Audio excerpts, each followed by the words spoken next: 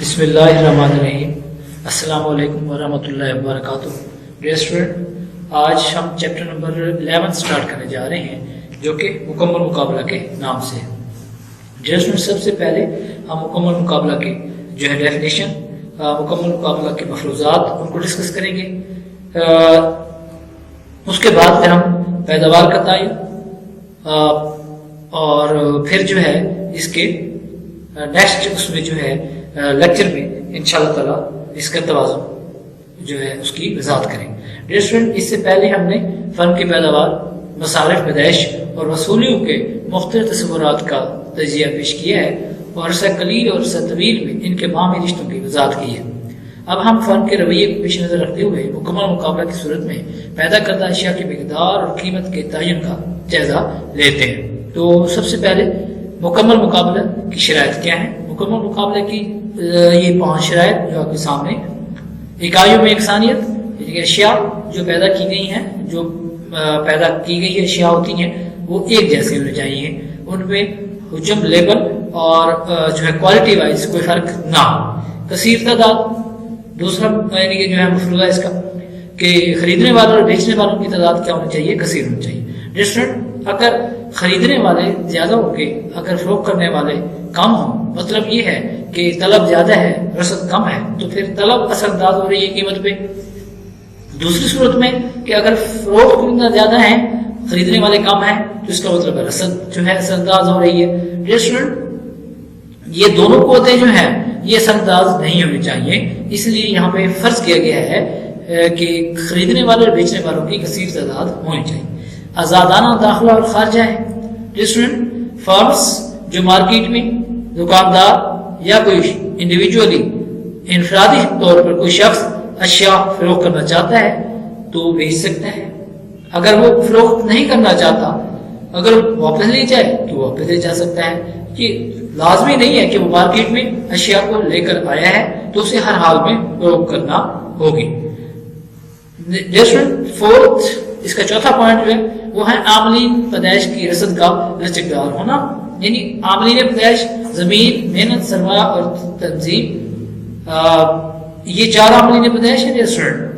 لچکدار ہونے کا مطلب یہ ہے کہ اگر کسی شے کی طلب میں اضافہ ہو جاتا ہے تو رسد کو بڑھانے مقصود ہوگا، جب بڑھانے کے لیے عاملین چاہیے ہوں گے، ان عاملین کی دستیابی جو ہے وہ دستیابی ممکن ہو۔ اسی طرح سے اگر طلب کم ہو گئی ہے، رسد کو کم کرنا ہوگا۔ رسد کم کرنے کے لیے ان عاملین میں کی مقدار کو جو ہے وہ کیا کرنا پڑے گا؟ کم کرنا پڑے گا، گھٹانا پڑے گا، تو ایسا ممکن ہو۔ اس لیے عاملین پیدائش کی رسد کا لچکدار ہونا اسے کہا جاتا ہے۔ ففتھ پوائنٹ جو ہے اس کا منڈی کے حالات سے مکمل واقفیت، کس کو؟ خریدنے والے کو اور فروخت کنندہ کو منڈی کے حالات سے پوری طرح واقفیت ہونی چاہیے کہ وہ جو اشیاء خریدنے جا رہے ہیں اس کی پرائسز کے بارے میں، اور جو یعنی کہ جو بیچنے جا رہے ہیں اس کی قیمت، یعنی بیچنے والے کو بھی اور خریدنے والے کو بھی منڈی کے حالات سے پوری طرح باخبر ہونا چاہیے۔ اب نیکسٹ جو ٹاپک ہے وہ اس میں جو ہم مکمل مقابلہ کے تحت خط طلب جو ہے اس کو اخذ کرتے ہیں، یہ مکمل طور پر لچکدار ہوتا ہے کیونکہ مکمل مقابلے کی شرائط پوری ہوتی ہیں تو کوئی بھی فرم اپنے انفرادی عمل سے شے کی قیمت کو متاثر نہیں کر سکتی اور ریجل وقت قیمت پر ہی اسے جتنی مقدار میں چاہیے چیزیں بیچنی پڑتی ہیں۔ اس لیے خط طلب ڈی خط کے ساتھ افقی ہوگا، نہ یہ چڑھنے کا اور نہ یہ گرنے کا رجحان رکھتا ہے۔ ریسٹورنٹ آپ کے سامنے یہ ڈائیگرام جو ہے دکھایا گیا ہے، شے کی مقدار لی گئی ہے ایکس ایکسس پہ اور وائی ایکسس پہ قیمت اور اوسط حاصل اور مفت حاصل ہے گے، یعنی کہ جب 10 روپے قیمت ہے تو اس قیمت پہ قیمت پرائسز جو ہے وہ 10 روپے ہے اور طلب جو ہے وہ لامحدود ہے۔ اسی طرح سے کیونکہ قیمت نہیں بدلتی تو اوسط حاصل بھی نہیں بدلتے، اوسط حاصل نہیں بدلتے تو مفت حاصل بھی نہیں بدلتے۔ ریسٹورنٹ فرم کا مکمل مقابلہ کے تحت ایک فرم کا یہ اوسط حاصل کا جو خط ہوتا ہے یہی خط طلب کہلاتا ہے۔ اب ہے صنعت کا خط طلب۔ ریسٹورنٹ صنعت کا خط طلب بھی منڈی کے عام خط طلب کی طرح اوپر سے نیچے، دائیں سے بائیں جانب حرکت کرتا ہے اور منفی جھکاؤ رکھتا ہے۔ اس کی وجہ یہ ہے کہ کسی فرم کے انفرادی عمل سے تو شے کی قیمت متاثر نہیں ہوتی، لیکن کا اجتماعی عمل قیمت پر لازمی اثر انداز ہو سکتا ہے۔ یعنی کہ جب پوری صنعت میں بہت سارے کارخانے ہو سکتے ہیں، فرم ایک کارخانہ کہتے ہیں، صنعت میں بہت سارے کارخانے، جب بہت سارے کارخانے مل کر اتحاد کر لیتے ہیں تو پھر وہ اپنی مرضی کے مطابق جو ہے قیمت میں رد و بدل کر سکتے ہیں. یعنی کہ جب قیمت کو کم کریں گے تو مقدار کو بڑھا دیں گے، جب قیمت کیا کریں گے زیادہ کر دیں تو مقدار کو کم کر سکتے ہیں. عام خط طلب کی طرح یہ جو ہے بائیں جانب سے دائیں جانب اوپر سے نیچے کی طرف جو ہے یہ منفی جھکاؤ رکھتا ہے. یس فرینڈ، اب جو ہے کہ فرم کی پیداوار کا تعین کیسے ہوگا؟ مکمل مقابلہ کے تحت فرم کی پیداوار کا تعین. ماہرین جو ہے ماہرین معاشیات توازن سے مراد ایسی صورتحال لیتے ہیں کہ جس میں اتار چڑھاؤ یا پھیلاؤ سکڑاؤ کا رجحان نہ ہو. جب کوئی فرم اپنے حالات کے مطابق زیادہ سے زیادہ منافع کما رہی ہو اور اس کی مقدار پیدائش کو کم و بیش کرنے کی خواہش مند نہ ہو تو ایسی صورت میں فرم متوازن حالت میں ہوتی ہے، توازن میں ہوتی ہے. پروفیسر لپسی لکھتے ہیں کہ جب فرم اپنے دائرۂ اختیار میں رہتے ہوئے زیادہ سے زیادہ منافع کمانے کی ہر تدبیر کر ڈالے تو وہ متوازن حالت میں ہوتی ہے. بس ہم کہہ سکتے ہیں کہ ایک فرم جب زیادہ سے زیادہ منافع کماتی ہے یا کمانے کی پوزیشن میں ہوتی ہے یا کما رہی ہوتی ہے تو وہ کس میں ہوتی ہے؟ وہ توازن میں ہوتی ہے. ڈیئر اسٹوڈنٹ، اس کو جو ہے یوں بھی کہہ سکتے ہیں کہ جو ہے جب کاروبار کیا ہو اپنی پوری کیپیسٹی کے مطابق، پوری صلاحیت کے مطابق جو ہے وہ پیداوار دے رہا ہو. مکمل مقابلے کے تحت فرم کے توازن کا جائزہ جو ہے درجہ ذیل دو صورتوں میں لیا جا سکتا ہے. پہلی صورت کیا ہے؟ وہ ہے کل حاصل اور کل مصارف کے درمیانی فرق کو دیکھتے ہوئے کو مد نظر رکھ کر. دوسرا جو ہے مختتم حاصل اور مختتم لاگت کے پیش نظر. کل حاصل اور کل لاگت کے پیش نظر ہم دیکھتے ہیں کہ منافع کا تعین کیسے ہوتا ہے یا فرم کا توازن یا پیداوار کا تعین کیسے ہوتا ہے. فرم کو تیار کرنے کی فرم کو اشیاء تیار کرنے کے لیے یعنی کہ جو ایکسپینسز آئے اس کے بعد اشیاء تیار ہو گئی.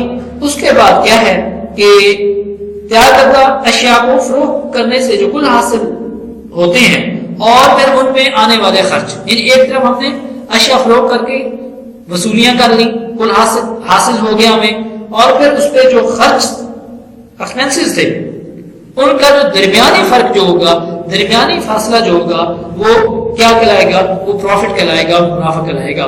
آپ کے سامنے یہ ڈائیگرام کی صورت میں موجود ہے کہ او ایکس پہ پیداوار لی گئی ہے، او وائی پہ کل حاصل اور کل لاگت لیا گیا.